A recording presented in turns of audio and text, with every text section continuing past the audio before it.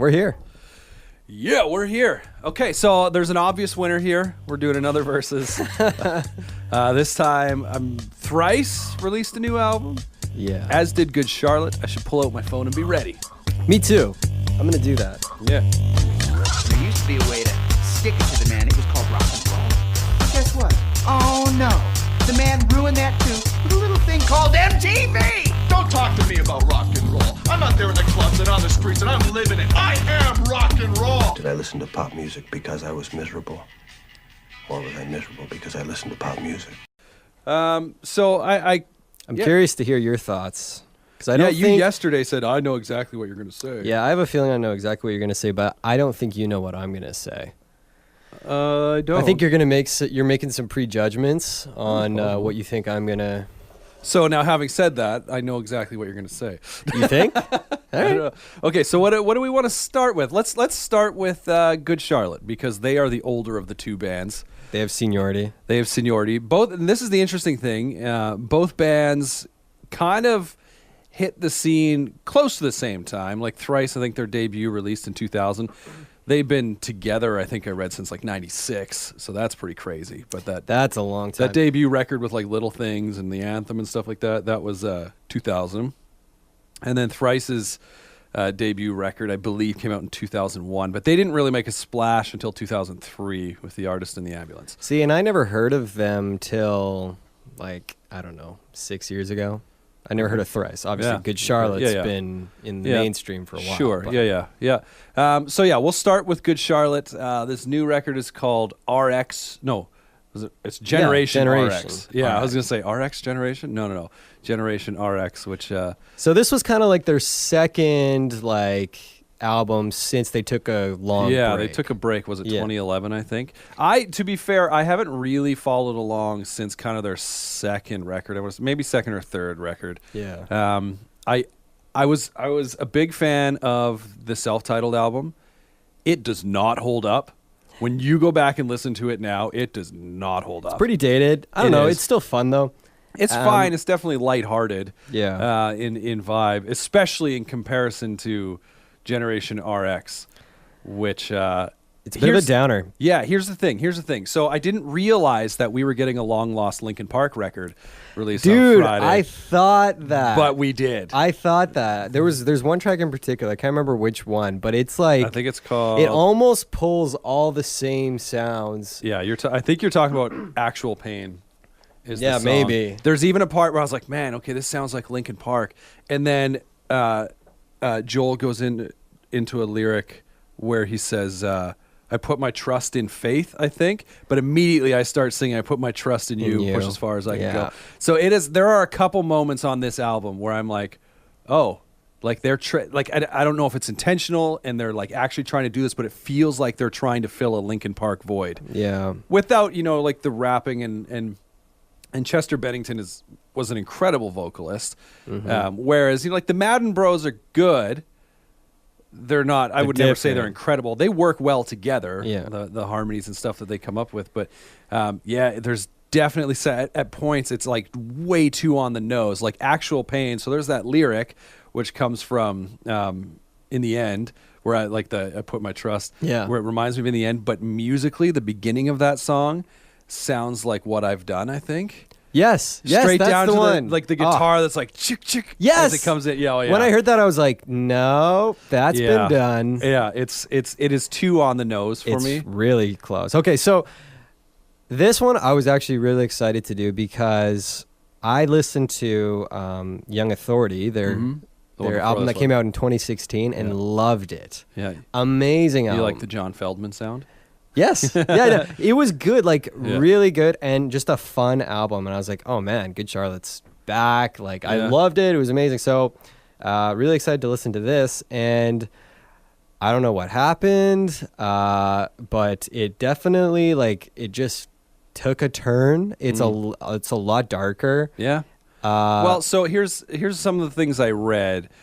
First off, I believe, now I'm horrible with hip hop rap artists, but I believe it was an artist by the name of Lil Peep. They were performing at his funeral. Okay. And what they were saying is it kind of like moved them to start writing music again.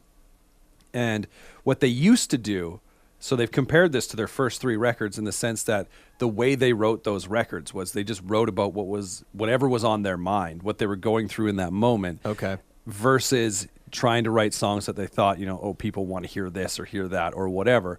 And so I think that's where a lot of that kind of darkness comes through, just whether it was going through the loss of a friend and just maybe like, I don't know if they're reading or watching things or just, like there's a song, Prayers, which is, just about, it's a very common thing these days. Every time some tragic thing happens, thoughts and prayers, right? And people saying that's literally like the scapegoat doing nothing. And I'm not about to get into argue that, but like that track is specifically kind of about that, right? Yeah. It's interesting to me because there are lyrics in that song where I was listening to it earlier today and I was trying to figure out like the first verse of that song, the lyrics, he's going on about someone coming up and like holding his hand and then holding him and all this stuff. But then it ends so I'm like, is he talking about someone actually like taking action as opposed to just saying, I'm praying for you, sending my prayers your way. But then like the last line of the verse is like holds him over the flame. So I'm like, wait, what is he talking about? So it got, it gets a little confusing at that point. But well, then that makes sense. And I mean, that carries through the whole album. There's not really there's not a song that takes a break from it. So it's very heavy. Yeah. It's not super melodic aside from maybe Actual Pain had some melodies in the chorus, but actually it's funny because it was just different. So the first 2 or 3 songs, and that's counting, I mean, I guess I'm counting that first song on there, which is, it's not really a song, it's an extended intro. Sure. But so like track 2, track 3 into track 4, those songs are all actually, I think, really good. I think track 2 is probably my favorite song on the album. Really? But here's the problem. The part that hooked me with that song was the line, all I have right now is right here. Is like, so it's not a chorus. I don't know if it's a pre-chorus because he never it gets repeated a couple times in the song, but it's never like, it's a short line that's never repeated back to back sort of deal. And the thing that gets me like annoyed every time is that every time it's delivered, there's like that digitized, like where they kind of like chop it up right a little bit. And I'm like, that kind of annoys me. But the way he says, all I have right now is right here, like the melody that he sings on that song, I'm always like, it hooks me. Yeah. Well, fair enough. So here are my thoughts on the record. First and foremost, it did surprise me. The first few songs I think are really good. It does really hit a lagging point where I start skipping. But then I think it actually ends kind of strong. So like the song Better Demons into the song California is a really interesting dynamic to me because the song Better Demons is about, essentially, it's about child abuse and neglect. Okay. Right? And so there's an interview that's used at the beginning of the song where he talks about children raised without, like, who are neglected the first couple of years of their life. They can hurt and even kill without remorse, sort of thing, right? That's from an interview done. I don't know if it was the 80s or whatever, but it was like in a study that was being done. And then the last little bit is from that same interview, and it's the doctor or whoever asking this little girl to explain what happens in her dreams and nightmares. And it just is like bone chilling when she like comes at the end of that song and she says, like, I'm in my house. He comes up the stairs and hurts, right? Like sort of thing. And I'm like, every time I hear that, because you can hear it in her voice, I'm just like, and it's just this super heavy moment. But here's the interesting bit. The song that follows it is, I think it was written by Benji to his kids. He's like, I just want something that has hope in it. And so it's just really an interesting dynamic to hear, the whole record that's pretty heavy. That track 8, Better Demons, which is super heavy, into like track 9 where I'm like, they finish on this like uplifting, hopeful sort of message. And I'm like, I really appreciate the kind of thought that went into that. It shows to me that they're obviously aware that they're dealing with, some pretty heavy subject matter. And, and it's not quite the same heaviness through the whole album by any means, but that track specifically, it's quite a punch to the gut. And then they followed up though, where you're like, okay, let's take a breath, sort of deal, right? Well, it is, because it's just, it's really different than their last album. Like, and which I haven't listened to. Okay, well, I mean, I shouldn't say that. I think I did. Well, maybe not that one. I think I listened to the one before that. I checked it out. I liked it so much, and so this is just, it's such a contrast to it that it just, it didn't work for me. I mean, kudos to them for writing about what they're going through right now, and that's now that's I was great, but quite surprised. I wonder if I still have it open. I don't think I do, but the I sort of do. The reviews on this record, is this the right one? Yeah, this is the right one. Okay, so if you go to the Wikipedia, it shows you some of the reviews. It reviewed incredibly well. Did it? Yeah, so there are four, they reference 4 different reviews. Looks like Dead Press gave it, I want to say 8 out of 10. Rock Sound gave it 8 out of 10. Upset, I don't know what that is, gave it 4 out of 5. And Adobe, again, some of these things I've never heard of though. Adobe gave it 10 out of 10. Okay. Which is a little, I'm definitely maybe not some going good that way. Charlotte fans. Yeah, like there are definitely some moments on this album that did surprise me. Where I'm like, oh, like I do think track 2 is actually a pretty good banger. Like it hits and it sticks and it doesn't, like it from start to finish. I think it's a good song, and then it follows up with a couple. And again, they kind of slow down, and I start wanting to skip, which is a big. Especially when it's only 9 songs. I couldn't get through it in one go. A big out. It took me a couple. The more I listened to it, because I do usually try and give albums a couple listens, because usually it's not in one go. Yeah.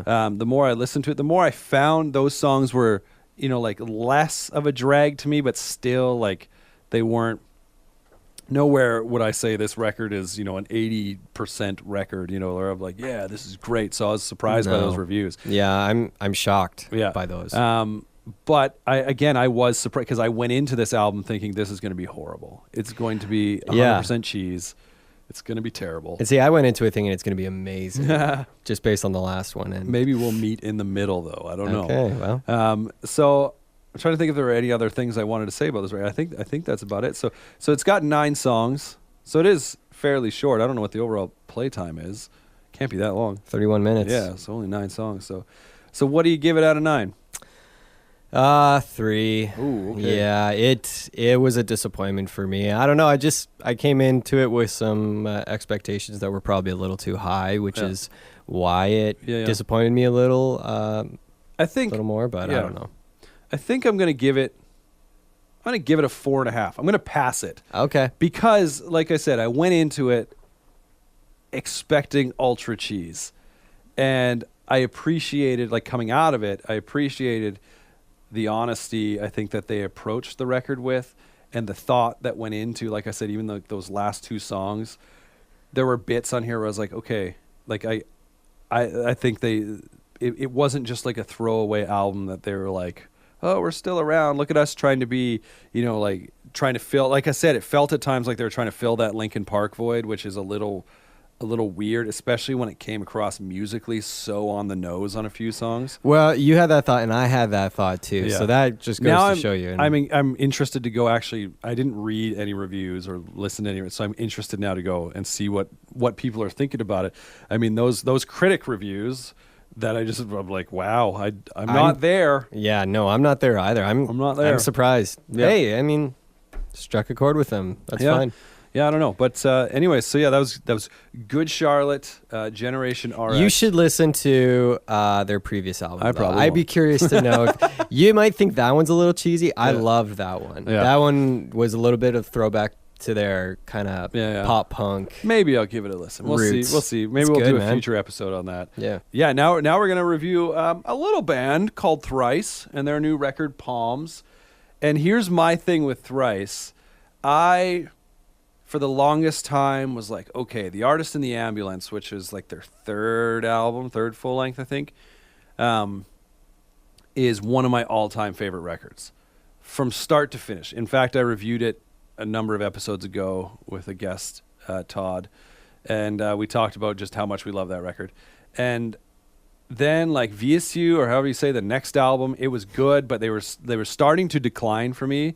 and then they made some significant kind of like sound changes when it came to the Alchemy Index and stuff like that. And so I had stopped following them. And then they released, and I didn't listen to this. It was actually through this review that I did a number of episodes ago. Their album To Be Everywhere Is To Be Nowhere. I went and listened to that, and that was on Todd's recommendation, and holy smokes. I put it on, and from start to finish, there were like the odd song that were maybe on the slower side, where I was like, it kind of like, they're still good because they're like heavy, but it was just like, I like when they're, the more energy or whatever. But what sold me on that record, and I've been wanting to talk about it, I was trying to get him back on the show to be like, I was wrong. Yeah. But what sold me on that record was the drums and the vocals specifically. Right. Or not vocals, I should say lyrics. Dustin Kensrue's vocals have always been good, but his lyric writing, I think it captured me on that record. So I was looking forward to Palms. And so I was excited when it came out. I was waiting for it. Yeah. And let's get into it. Yeah, so I'm not a huge Thrice guy. A lot of my friends are. Yeah. And they've been listening for years. I never just got into him. I couldn't figure out, like, I don't know. It wasn't my style, and I can't figure out what the sound is. Yeah. It wasn't working for me. So when you sent me this album, I was kind of like, well, let's see how this goes. And honestly, I wasn't going to send it to you because I feel Thrice has come up in conversation at some point, and I was like, okay, I want to send it to someone who not necessarily is going to love it, but is like familiar at least, or like willing to really give it a listen. I tried lining up a couple different things. It just didn't work out. No, so you got me. Yeah. So I was like, all right, we're going to do a versus Good Charlotte and Thrice. Yeah. So what did you think of the album? Not being a Thrice fan coming into this one. I thought it was okay. Yeah. I just can't get into it. I don't know. Like the first couple tracks were okay. I'm like, it sounds cool. Like it's definitely a different sound. It's original. It's not, everything else out there right now. I just can't get into it for one reason or another. I don't, it's not grabbing me. It's not hooking me in. Yeah. And, I think I got through the album. I probably enjoyed it a little more than Good Charlotte. Yeah. Which says something there, right? But I don't know, man. I just don't, what do they call it? Oh, they call this just rock in Apple Music. Yeah, that's what it says. So, but then in the review it says the post-hardcore quartet. Post-hardcore quartet. Yeah. Okay. Well, just post-hardcore. But sorry, I started reading the whole Okay. I like the review on Apple Music. The post-hardcore quartet inspire with new sounds and methods. New sounds. Hey. Good review. Yeah. There you go. Yeah. I like on Apple Music, I like how some will be like paragraphs. This is a sentence. Yeah, and then this is like, here's a sentence. It definitely is unique. Yeah. I'll give you that. And I appreciate that. And, I couldn't figure out where they were going next in a song, which is kind of nice. Yeah. It's just by the end of it, I listened to it and I was like, oh, it's okay. And that, I think that's a fair assessment because I feel like that's the way I felt with a lot of their stuff after The Artist in the Ambulance. If you haven't listened to The Artist in the Ambulance, I'd recommend listening to it. It is a lot more straightforward. Yeah. With still some of those, there are bits on here that remind me of it, especially in the bass work and stuff like that, bass guitar. It's also from start to finish, that record's a lot more aggressive. Whereas this definitely hits a moment where they really open up the dynamics through a stretch in the album. Here's the thing. I really like parts of this album and then on other parts of the album. Okay. Right? Only Us, the opener, I think it's very moody and almost eerie with the synth work that's done on it. Mm-hmm. I love the message. I think the message just lays out what's coming on the rest of the album. Yeah. Basically talking about there is no them. There's only we're all in this together, right? At first when I was hearing the lyrics, I was like, what is he talking about? It's I don't know exactly the words, but you breathe with my lungs and, just different things like that. Where I'm like, what is he getting at? And then I was like, oh, I see what he's doing here. And then especially when he talks about you spit in my face with my mouth, or like I'm probably getting them all flipped around, yeah. but basically saying like we're doing all this together, sort of deal, right? All the good and the bad, we're in this together. We need to figure it out, which I think is a pretty strong message that lays throughout the entire record. The Gray, which was the lead single off this album, again, he's talking about we live in a world that's become very black and white. I don't necessarily mean race with that, but you could throw that under there in some instances as well. But just like us against them, you're right, or I'm right, you're wrong, as opposed to going like, well, listen to this. Maybe, just maybe, the truth lies somewhere in between, right? Yeah, I didn't mind that one. Yeah. And so that one's interesting because like I know I read a thing where they were talking about the guitar riff being, or no, I think I saw an interview, and the guitar riff being like very kind of atonal and weird, and Dustin Kensrue being like, I don't really know how to sing over top of this, but then kind of eventually figured something out, and away they go. But yeah, so I mean, I really like them falling like The Dark is good, Just Breathe, Everything Belongs. It gets up to like Everything Belongs does get a little repetitive with the chorus and just Everything Belongs.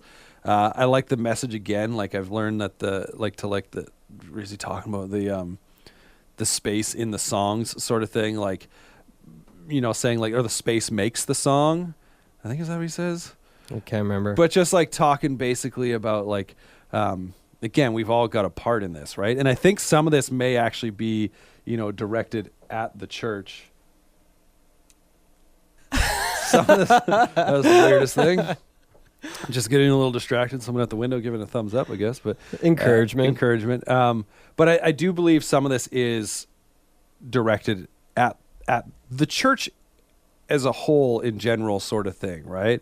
Like how the church tends to build walls. As much as they say they're open and accepting, we've all heard a story at some point in time, right? And I don't know if you're aware of this or not, but Dustin Kensrue used to be, I think he worked at like Mars Hill. I didn't know that. Yeah, and then there's the whole Mark Driscoll fallout and all this stuff, and there's just like this controversy that was surrounding the church, and so he's kind of now removed himself from that and has kind of seen a number of different things through all that. But then, was that prior to starting the band, or was that in the midst? No, that was like in the midst of, like he did I don't know if he's still doing a solo career sort of thing, but he had a couple records that he released on his own that were more kind of like church worship oriented. Okay. And then, I mean, that message has always kind of been within Thrice, like, whether you want to call it the gospel or whatever, has always kind of played a part in what they do, in some of their songs anyways. But anyway, so I do know some of the songs are kind of like pulling from that experience a little bit.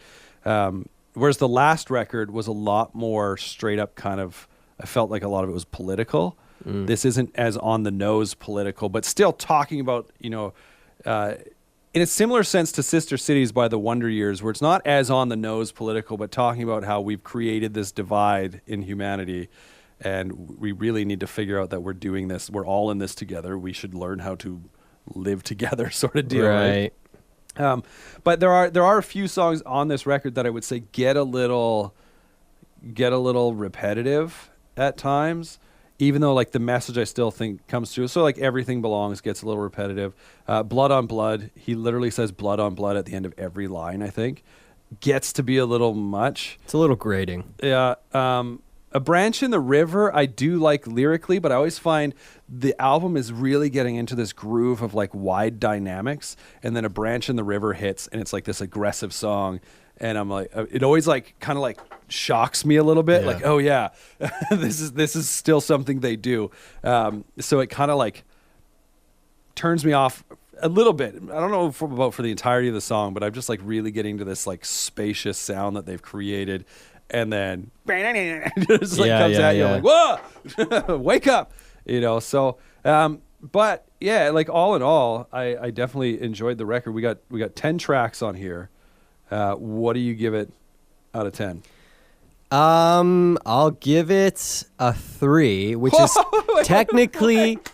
technically better than Good Charlotte because there were 9 tracks on Good Charlotte. So it's a little better. No, you're actually entirely wrong with your math. No. Yeah, you gave Good Charlotte 33%. You just gave Thrice 30%. Okay, no. You're right. I know You're right. Okay. Your math so is phenomenal. then I'll give this 4. 4 seems. I just Give it a 3.5 if you're debating. I will give it 3.75. That's a new rating. That's a new rating on the system. Yeah. He's done it. It edges Good Charlotte out. Yeah. But it does not blow me away. That's too funny. I really did quite enjoy this record. I don't think I ended up liking it as much as their last one. Having said that, it could be I need, just with more listens, it grows even more. Yeah. I found their last album to have fewer points where I was like, okay, it's getting a little too repetitive for me, which definitely carried the record. Yeah. Whereas this one, a couple, repetition issues. I'm going to give it a 6.5. Wow. Yeah. All right. I don't know what your wow Man, is. you really like these 2 albums. I didn't really they're like a little. these 2. I literally gave Good Charlotte a 50%. Yeah. I passed it. Well, you liked them more than me. Yeah. You passed them. I'm dragging them down. It's because you're still you're on the come down from being on holidays. You just hate life right now. Yeah, and then you gave me 2 sad albums. Yeah. I was like, come back to reality. Yeah. Come back to reality. It's cold here, and I don't necessarily think that Thrice is a sad album. I'm just gonna say well, that. it's not. I guess it's not necessarily as sad as the Good Charlotte one. Sure. It's just not. It's definitely not happy-go-lucky. Well, it's supposed to inspire you to unite. Yeah, I know. I just don't. I'm not feeling it. Without being like rah unite. You know what I mean? I like it when bands don't get too political and don't get too broad in their. Which is interesting because I feel like myself on this record that Thrice did a good job of not putting it in your face. Yeah. Right? Like and just spreading that message of like, listen, regardless of where you stand, because I do believe in the past, and he may still align, Dustin Kensrue may still align conservatively. There are definitely some ideas that I've heard him express in music where I'm like, okay, but you maybe like politically, fiscally, you align more conservatively, and I can't speak for him, and this could be entirely wrong. But I know, like, say, his stances on, like, war and racism and just division in general, he is against kind of that stuff, especially, like, if the war feels absolutely meaningless, pointless sort of thing, right? I like songs that are just a little more light. That's fair. I'm a simple guy. I like it. You're a simple fast, guy, bouncy, like Simple Plan. Light. I believe I dropped that exact line on a very early episode. You're saying okay, when the are we same doing thing. a Simple Plan album then? I mean, Well, let's tee it up. I'm down. I wonder if they've got a new one coming out. I don't want to touch it if it's a new one coming out. I would be down to maybe do like an old one. Yeah, like throwback to their first one. What was that called? Was that No Pads, No Helmets, Just Balls? Yeah. That was a great album. I'm Just a Kid, I think was on that record. Oh yeah. Somehow, some way, their like first single music video had Tony Hawk in it. Oh really? Get real. Yeah, wow. I think Mark Hoppus from Blink may have also been in it. Yeah, Mark's in it because he sings on that song. What's that song? Was that I'm Just a Kid? No, it's I Do Anything. Is that I Do Anything? Yeah. I can't remember. It's been forever since I listened to Simple Plan. Oh, you might be right. I don't know. They did a tour recently playing that record. Did they really? They came here. What? Yeah. Oh, man. Thanks for the heads up. I think they played Union. Oh, okay, yeah. Yeah. So I'd anyway, be down, man. Yeah, it's all about the anniversary tours these days. It really is. It's because all of our favorite bands, not saying Simple Plan's a favorite band of mine, but they're all getting old. Yeah. Well, we're getting old. They're getting old. I love that a number of years ago I went and saw, this is just a tangent, went and saw the Ataris in San Diego. They were doing it was like 2 shows or something like that where they played their album So Long Astoria. It was like this 10-year reunion thing. Yeah. And now they just did their 15-year reunion tour for it. I'm like, guys, it's every 5 years. Granted, the 10-year thing I think was literally just a couple of shows, which I think maybe got them rolling, playing together again. And then they're like, let's do an actual tour for 15 or something. But anyways, that is going to do it. Jordan has terrible taste in music. No. Hey, he doesn't like to be sad. Okay, don't let Jordan. Yeah, I just want to be happy, man. Jordan doesn't just throw be some sad. happy albums at me, and they'll get some better reviews. There's something coming out this week, and I can't remember what it is. But so if you, oh man, you're lucky then that I didn't give you Boston Manor. The last couple records we've done have been just downers, depressing. just so downers, man. Maybe something fun will come out. I hope so. Yeah, you just need your favorite easycore bands to start releasing Dudecore. Dudecore. Some guy on Reddit definitely called me out.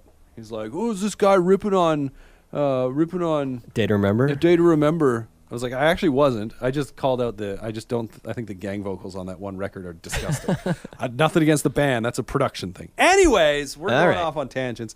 It's good to have Jordan back, though, because everyone else just agreed with me with everything I said. So, we'll be back again with some more music. Maybe Simple Plan, but probably not.